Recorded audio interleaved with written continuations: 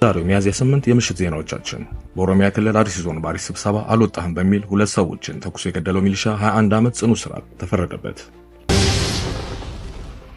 የቀድሞ ፕሬዝዳንት በመንግስቱ ኃይለማርያም አውሮፕላን ተጠግኖ ዳግም ለአገልግሎት በቅቷል። ከአገልግሎት ውጭ የነበረው የኢትዮጵያ የቀድሞ ፕሬዝዳንት መንግስቱ ኃይለማርያም አውሮፕላን ተጠግኖ ዳግም ጥቅም ላይ ለማዋል መቻሉ ተገልጿል። የሺ ጋብቻ በሚል ፕሮግራም የምናውቀው የአሜንት ኃላፊነቱ የተወሰነ የግል ማህበር ትልቅ የሬሳ ሳጥን ተሰርቶ ጥላቻ በአዲስ አበባ የሚቀበርበትን ሁለት የጥላቻ ቀበራ በሚል ስያሜ ሊያዘጋጅ መሆኑ፣ ቻይና እስከ 245% ሊደርስ የሚችል ታሪፍ እንደተጣለባት አሜሪካ አስታውቃለች። ዋይት ሃውስ ባወጣው መግለጫ ቻይና አጸፋዊ እርምጃ በመውሰዷ እስከ 245% የሚደርስ ታሪፍ እንደተጣለባት ገልጿል።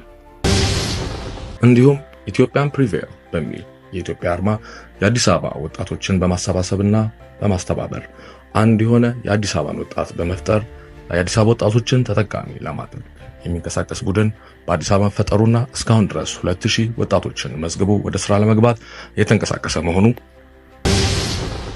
እንዲሁም በአማራ ክልል የሚገኝ የፋኖ ታጣቂ ቡድን ለምክክር ኮሚሽን አጀንዳውን አስገብቷል ሲሉ ፕሮፌሰር መስፍን አርአያ ተናግረዋል።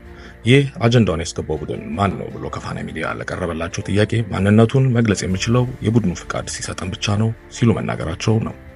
አብራችሁን ስላመሻችሁ እናመሰግናለን።